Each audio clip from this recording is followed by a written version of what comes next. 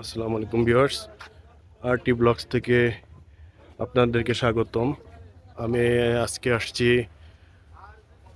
জাতীয় বৃক্ষ মেলা শেরেবাংলা নগরে। এটি ঢাকা শেরেবাংলা নগরে অনুষ্ঠিত হচ্ছে। তো আজকে এখন আমি যে নার্সারিটা কথা বলবো সেটা হলো সৌদি খেজুর নার্সারি। এখানে অনেক ধরনের খেজুরের গাছ আছে। আচ্ছা, খেজুর গাছগুলা যদি নাম সহ আমাদের এক পাশ থেকে দেখাতেন, একদম প্রথম থেকে। ওটা শুরু করি। বীজের গাছ এই যে দেখাইতেছি, এগুলো সবগুলো বীজের গাছ। বীজের গাছ। এটা হলো আপনার 300 টাকা। 300 টাকা। এটার নাম কি? নাম এদিকে আসেন, এদিকে একটু আস্তে আস্তে আস্তে। মানে নামটা কি? খেজুর গাছের নাম না বললে, প্রাইস না বললে কি হবে নিয়ে মানুষ এটা? এটা হলো আপনার আজওয়া আছে, মরিয়ম আছে, এগুলো হলো বীজের। বীজের না? হ্যাঁ। এখন কি বলা সম্ভব না কোনটা আজোয়া কোনটা মরিয়ম? আমি এখানে সব ভাগ আছে আমার। এই যে আচ্ছা আচ্ছা, এই যে এই গ্যাপের এই করে হলো আপনার আজওয়া। আজোয়া। তারপরে এই গ্যাপের এই যে এই কটা হলো মরিয়ম। আচ্ছা আচ্ছা। আবার এই যে আজকে কেবল মাল নামাইলাম, এটা হলো আপনার এলাকার নতুন কেবল নিয়ে আইলাম, এটাও আজওয়া। আজোয়া। আচ্ছা, ফলন কোনটাতে বেশি হবে? কেউ ফলন যদি আপনার- সব করে বাণিজ্যিক ভাবে চাষ করতে চায়, কোনটা গাছ আজোয়া মরিয়ম কোনটার মধ্যে ফলনটা বেশি আসবে? আপনার কেউ যদি বাণিজ্য ভাবে করতে চায় তাহলে বাড়ি খেজুরটা চাষ করতে হবে। কোনটা? ওই যে আমরা বাজারে হলুদ কালারের একটা খেজুর খাই না, হ্যাঁ হ্যাঁ হ্যাঁ, ওই খেজুরটা, ওটার নামটা কি? ওটার নাম হলো বারহি। বারহি আপনার কাছে আছে? আমার কাছে আছে, এই না আপনাদের- এখানে নাই, নার্সারিতে আছে। এই নার্সারিতে আমার কাছে আছে। এই যে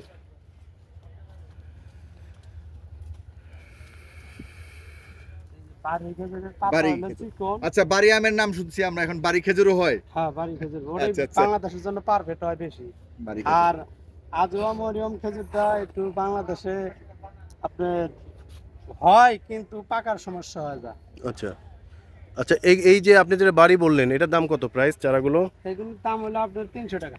তো আপনার কি সবই 300 টাকা যেগুলো আছে না, সব? না, সব না, আমার দাম ডিপেন্ড ছাড়া আছে। আচ্ছা, এই যে অবস্থায় আছে এখান থেকে ফল হইতে কতদিন লাগবে? এটা আপনার 5 বছর লাগবে পারে, 4 বছর লাগবে, বীজের গাছ তো হুম। বুঝছেন। আবার আবার গাছটা ফলন আগে আসবে এখানে? আজোয়া মরিয়ম বাড়ি কোনটার মধ্যে ফলন আসবে? সাগারের গাছটা আগে আসবে ফলন, যেটা সাগার মাথার গাছ মাদার গাছ। ওটার থেকে আগে ফলন আসে। আর মরিয়ম আজোয়া দেখে খেজুর গাছগুলো দেখে, এগুলোর প্রাইস গুলো কেমন হবে? এগুলো 2000 টাকা 3000 টাকা গাছ, ছোট বড় আছে। আবার কেউ যদি গাছ চাষ করতে চায় বাণিজ্যিক ভিত্তিতে, কমার্শিয়াল ভাবে, সে অনেকগুলো তো গাছ লাগবে, সেটা একটা দুইটা নিবে না, সেক্ষেত্রে কি করবেন? আপনার গাছ স্পেশাল প্রাইস। তারপরে যারা বাণিজ্য ভাবে করবো আমরা তারা সৎ পরামর্শ দেই যাতে সে ভবিষ্যতে লস না খায়। ঠিক আছে, যেন লাভবান হয়। আপনার এই যে যেমন এই যে চন্দন কাঠ হুম 235টা স্টল আছে, তার মধ্যে আমাদের কাছে আছে, আর কারোর কাছে পাইবেন না। চন্দন গাছ, এগুলো সবই চন্দন? একটা গাছ বানাবার পারলে কোটি টাকা। ঠিক আছে, এটা হলো শেখ চন্দন, আর এই যে এটা হলো লাল চন্দন।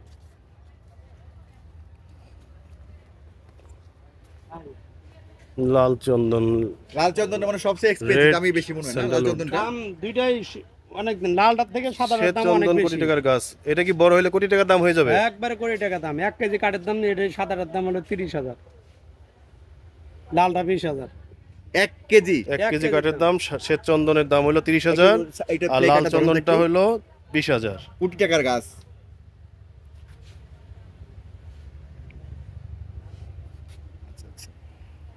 এগুলো কি দেশের বাইরে চলে যায় গাছগুলা? হ্যাঁ, দেশের বাইরে মানে এগুলা বিভিন্ন কি জায়গায় কাজটা করে? এত আমাদের দামের গাছগুলো আসলে কি করে? এই গাছগুলা এই যে আমাদের মনোরঞ্জন, যে মেয়েদের ফেসাস, তারপরে ওষুধে, তারপরে আপনার এই কাঠ দামি দামি হিন্দুরা মলি পারে ওকে পরে, তারপরে আবার মনে হয় যে এটা আপনার খাট পালং বানানো যায়। এটাতে কাঠ পালন বানানো যায়? হ্যাঁ, এত দামি কাঠ দিয়ে? আপনার ওই যে এত ডাকাত তো আমার বাসার নিচে বসে থাকবে। ইন্ডিয়ান পুষ্পা ছবিটা দেখছেন না আপনারা? হুম। হাটের পায়া এবং আমার সহ নিয়ে যাবে মনে হয়। সেই পুষ্পা এটা। এটা বড় হতে কতদিন সময় লাগবে গাছগুলো, চন্দন গাছগুলো? বড় হতে টাইম লাগে মিয়া ভাই, বড় হতে আপনার 10 বছর? না বেশি লাগে, 25 বছর 30 বছর সময় লাগে। শৈত্য চন্দন, লাল চন্দন সবগুলো একসাথে এগুলা? হ্যাঁ, এই চারাগুলা কত? এই যে এগুলো হলো লাল। আচ্ছা আচ্ছা, ছোট চারাগুলা।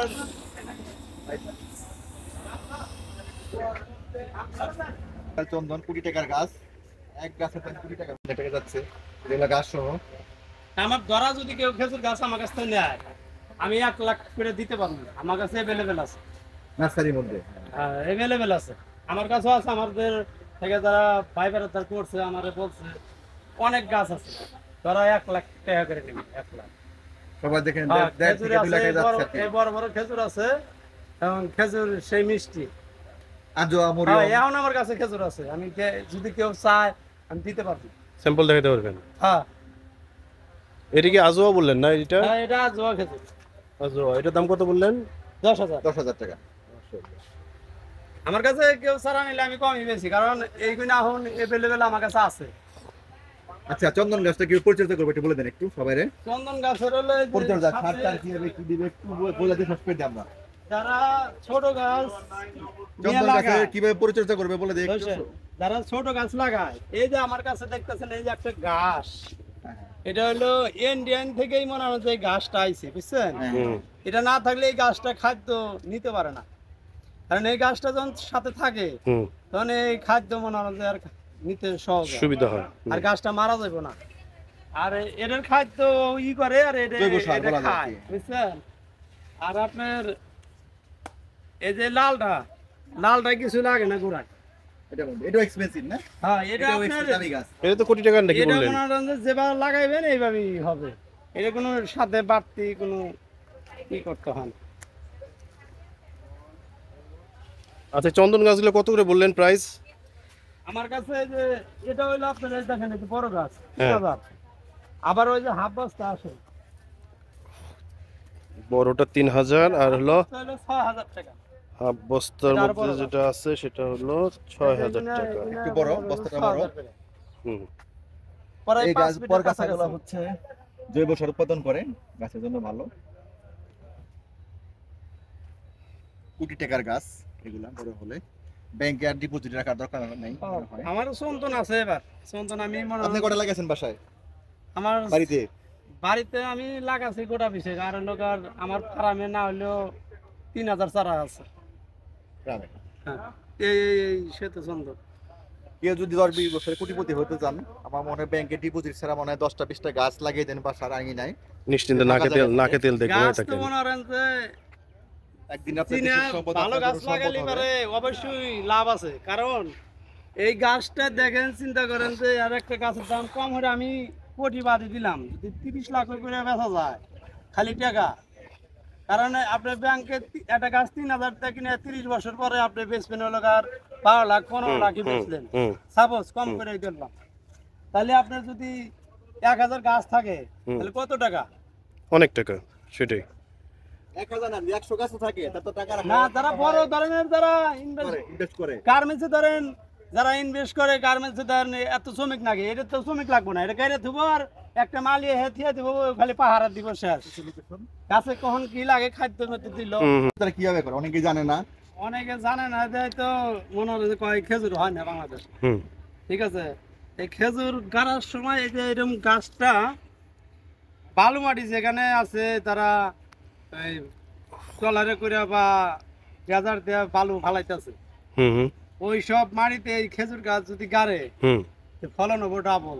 আচ্ছা, আর যদি আইটেল মাটিতে গাড়ে ফলন কম হওয়া যায়, কারণ ওই মাটিটা তো আইটেল গাছ বেশি খেতে না।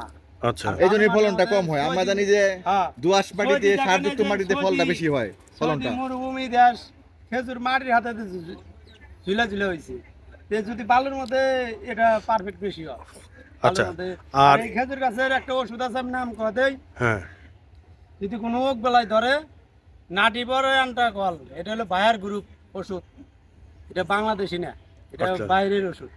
এটা খুব কিন্তু বাংলাদেশে তো ভালো পাওয়া কাজ যায়, করে। বাংলাদেশে তো হয়, পাওয়া যায়। গাছের যে কোনো আপনি আম গাছ কন, তারপরে এই ধান ক্ষেত কন, ওইগুলো ব্যবহার করলে পারে ফলন ভালো থাকবো। হুম। আর হলো আর একটা কোনো এই যে পোকা ওর ইও থাকবো না, দাগ থাকবো না। আচ্ছা, ওই ওষুধটা কি বাংলাদেশে পাওয়া যায়? হ্যাঁ, পাওয়া যায়। যে কোনো এই সারের দোকানে গেলে পারে বলতে হইব, নাম বলতে হইব যে ফায়ার গ্রুপের নাটিবো আর অ্যান্টাকল আছে কিনা। আবার একটু বলেন তো ওষুধের নামটা। নাটিবো আর অ্যান্টাকল, নাটিপার অ্যান্টাকল, ভায়া গ্রুপ। নাটিবো অ্যান্টাকল, এবং যদি আপনি নাটিবো 1 সপ্তাহ আগে দেয়, হুম তাহলে অ্যান্টাকল 1 সপ্তাহ পরে দিতে হইব। আচ্ছা, দুইটাই একসাথে দেওয়া যাবে দেওয়া না। যাবে না, এক সপ্তাহ আগে পিছে। হ্যাঁ, আচ্ছা, আচ্ছা এখন আমার একটা প্রশ্ন উত্তর দেন, সেটা হচ্ছে জৈব সারটা কি দিবে? সব গাছে একটা খাদ্য আছে, জৈব আম গাছ, জাম গাছ, কাঁঠাল গাছ সব গাছে দেওয়া লাগে, এটা জৈব মরু সার অঞ্চলের হলো গাছ, সবচেয়ে এটার মধ্যে কি দিবে গাছটার মধ্যে? পরিচর্যাটা কিভাবে করবে? বেশিরভাগ ভালো হলো আমরা যে গরু পালি, হুম গরুর যে গোবর। গোবরটা আমাদের মাউসাসিটা যে জ্বালানি কাঠ হিসেবে যে ভাঙে, ওটার যে ফাঁকি আছে না, হুম ওই ফাঁকিটা দিলে এবারে একবার যদি দেয় 1 বছর আর ওই গাছে ওটা দিতেই হবে। আর দিতে হবে সার না। লাগবে না, আচ্ছা ঠিক আছে? ওর তার পৃথিবীর সার নাই ভাই। গোবরটা বলতেছে? হ্যাঁ হ্যাঁ গোবর, গোবরটা ঠিক আছে, গোবর সার। আর হয়েছে, আর যদি ওটা কেউ না পায় তাহলে এই যে এসআই কোম্পানির আপনার জৈব সার আছে, বার্মি আছে, এগুলো সে নামবাড়ি কোম্পানি তা ব্যবহার করতে হবে। আর কোনো রোগ বালাই হলে আপনার যদি গাছ দেন সেই ক্ষেত্রে নার্সারিতে যে আর ওনার ওখানে যে বাগানে যে দেখে আসবেন কোনো সমস্যা হ্যাঁ, হলে যদি দরকার হয়। কেউ বলে যে ভাই আমার বাগানের সমস্যা হয়েছে, আমি আমার যা লাগবে না, আশা করি আমার টাকা পয়সাও দিতে হইব না, আমি ইনকাম বলে দেবো গাছে যে এরকম চকচকাই থাকবে ওই ওষুধই। কিন্তু যে আমরা 10,000 চারা করছিলাম 1 বছর, আমরা না যাই না, হুম আমরা এই এক ওষুধ দিচ্ছি, আমার 10,000 চারা মারা গেছে। এই খেজুর গাছ খেজুর গাছ, খেজুর গাছের ও এইগুলো 6 দিক খেজুর গাছ মনে করেন যে এই মনে হয় ওষুধ না চিনে দিলি পারে ওই টিকবো না। হুম। আচ্ছা ভাই, আপনার সৌদি খেজুর নার্সারির একটু লোকেশনটা বলেন, আপনাদের কোথায় আপনাদের মেইন? আমাদের হলো- সহজভাবে বলেন যাতে যেতে পারে হ্যাঁ। সবাই। না যাইতে পারবো, হেমায়তপুর থেকে আপনার সিঙ্গার অপিক সেতুর এই দক্ষিণ পাশে আমাদের নন্দিনী সিটি গেলিবাড়ি, অপিক সেতু পার হয়ে বিনাডাঙ্গির ওখানে আপনাদের বিনাটাঙ্গি পুলিশ ফাঁড়ির দক্ষিণ পাশেই আমাদের ঠিকানা। আচ্ছা, আর এখানে আপনাদের আপনার কাছে মোবাইল থাকবে, নাম্বার গেলে পাওয়া দেওয়া যাবে আছে, হ্যাঁ, আপনারা পাইবো। মোবাইল মোবাইল নাম্বার নাম্বার কি? দেখে আমার কন্ট্যাক্ট নাম করেও মোহাম্মদ নিয়ে আব্দুল আসতে মান্নান। পারবেন। ঠিক আছে ভাই, থ্যাংক ইউ। তো এই ছিল আজকের ভিডিও, সবাই ভালো থাকবেন, সুস্থ থাকবেন, আসসালামু আলাইকুম, আল্লাহ হাফেজ।